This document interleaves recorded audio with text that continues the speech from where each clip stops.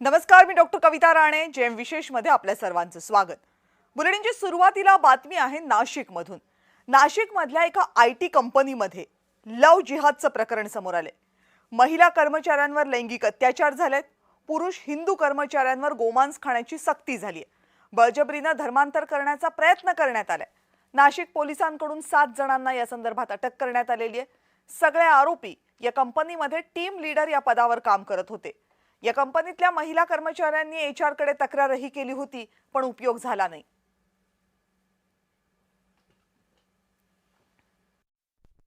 नाशिक शहरातील एका नामांकित बहुराष्ट्रीय कंपनीमध्ये महिलांचा विनयभंग, लैंगिक अत्याचार, मानसिक अत्याचार आणि धार्मिक भावना दुखवल्याचे एकूण 9 गुन्हे दाखल करण्यात आलेले आहे.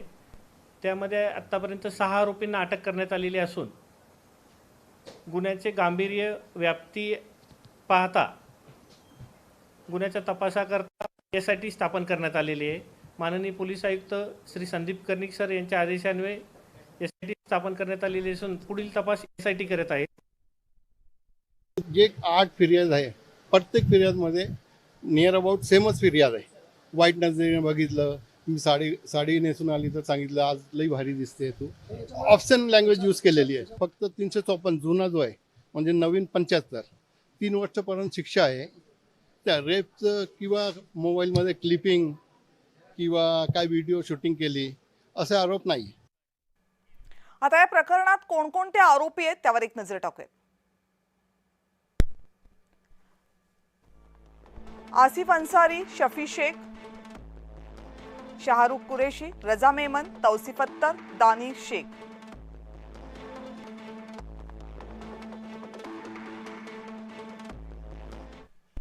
आता हे प्रकरण नेमकं काय आहे हे समजून घेऊयात. एका बलाढ्य आयटी कंपनीच्या नाशिकच्या कार्यालयामध्ये हिंदू कर्मचाऱ्यांचं बळजबरीनं मुस्लिम धर्मात धर्मांतरण करण्याचा प्रयत्न सुरू होता.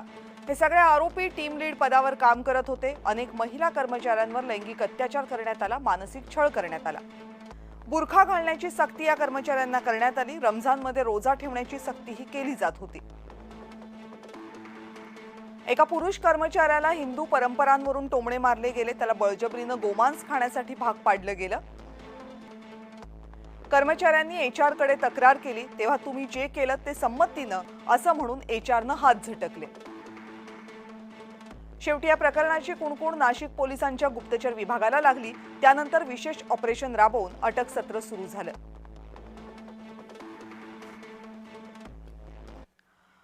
या संदर्भातल्या आजच्या दिवसभरातल्या राजकीय प्रतिक्रिया बघूयात. अतिशय गंभीर प्रकरण आहे. पोलिसांनी हे उघडकीस आणलेलं आहे आणि या अशा प्रकारच्या एका टेक्नॉलॉजी कंपनीमध्ये ज्या प्रकारे त्यांनी दबाव आणून आणि धर्मांतरण आणि लैंगिक शोषण केलं हे फारच धक्कादायक आहे. मी पोलिसांना त्या ठिकाणी एक प्रकारे त्यांचं कौतुक करेन की अतिशय वेगानं कारवाई करून याचा पूर्ण पर्दाफाश हा त्यांनी केला. आता ह्या प्रकरणाला सरकारने अत्यंत गांभीर्याने घेतलेलं आहे. यासाठीची नेमणूक केलेली आहे आणि त्या संदर्भामध्ये जे जे लोक आहेत त्यांच्यावर आता ट्रॅप लावणं हे सरकारने आता प्राथमिक ठरवलेली आहे आणि त्याच्यावरती तर मला वाटतं काही लोक अटक झालेत, परंतु आणखीन त्यांची मोठी साखळी कोणती आहे याचा शोध पोलीस घेत आहेत. मुकोका लावला पाहिजे आणि मुलींचे जे छेडछाड झाले त्याच्यासाठी सुद्धा पोस्को लावता आला तर तोही लावला पाहिजे अशी आमचं सुद्धा इच्छा राहिलं. आम्ही सुद्धा मुख्यमंत्री साहेबाच्या कार्य ही गोष्ट टाकू.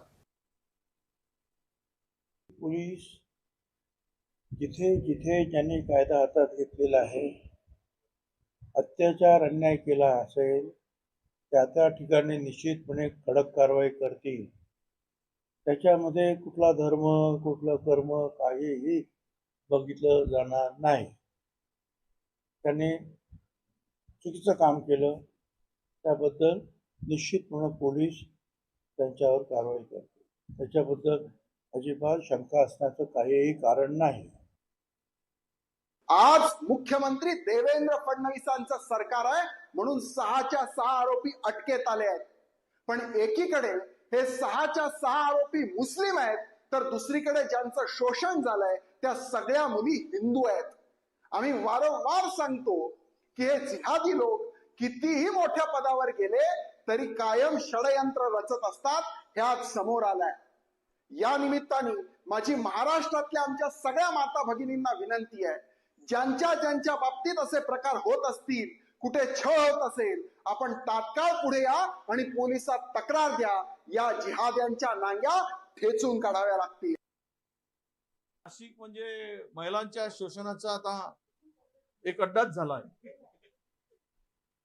सुशिक्षित महिला बळी पडत आहेत, अधिकाऱ्यांच्या बायका बळी पडत आहेत. पुन्हा सांगतो, त्यांच्यानंतर दुसरं एक प्रकरण आलं, तो सुद्धा बोंदूच निघाला. त्यांनी 8-9 महिलांचं शोषण केलं. आता ही कंपनीचं प्रकरण आलं. अरे, नाशिक सारख्या प्रगत शहरामध्ये मला असे भोंदू, आता तुम्ही म्हणाला धर्मांतर केलं गेलं, हा बिना धर्मांतराने या ठरातनी केलं ना. आणि याच संदर्भात आणखीन काही प्रतिक्रिया समोर येतात, त्याही बघूयात. नाशिकमध्ये कॉर्पोरेट क्षेत्रामध्ये वरिष्ठ पदावर काम करणाऱ्या काही जिहादींनी आपल्यासोबत काम करणाऱ्या युवतींवर अत्याचार केला आणि त्यांचं धर्मांतरण करण्याचा प्रयत्न सुद्धा केला, अशी घटना समोर आली आणि त्यांना अटक झाली. मात्र हे प्रकरण दिसतं तितकं सोपं नाही असं आम्हाला वाटतं. या देशामध्ये हा तपास पूर्ण झालेला आहे असं आपण म्हणू शकत नाही, कारण या देशामध्ये गजवाय हिंद सारख्या अनेक गोष्टींसाठी कार्यरत असणाऱ्या अनेक जिहादी संघटना कार्यरत आहेत.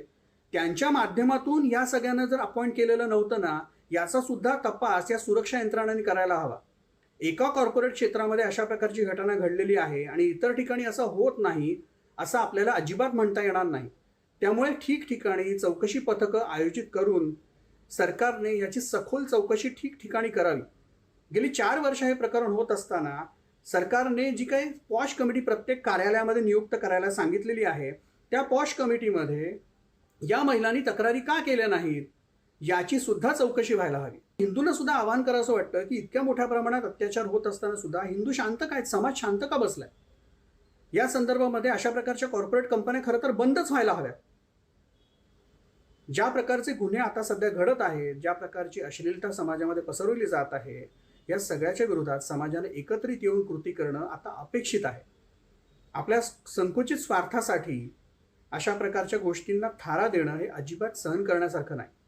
हिंदूंनी स्वतःच्या धर्मासाठी जागृत व्हायला हवं आणि समाज जागृत झाला तर अशा प्रकारच्या घटना थांबणार आहेत. आणि त्यामुळे या प्रकरणी सुद्धा जर सांगायचं झालं तर केवळ बलात्कार आणि फसवणूक किंवा धर्मांतरण या संदर्भातल्या गुन्ह्यांसोबतच या सगळ्या गुन्हेगारांना, या सगळ्या आरोपींना मोक्कासारखे कायदे लावले जावेत आणि सुरक्षा यंत्रणांनी यांची सखोल चौकशी करून यांची पाळं मुळं खणून काढावी अशी आमची मागणी आहे.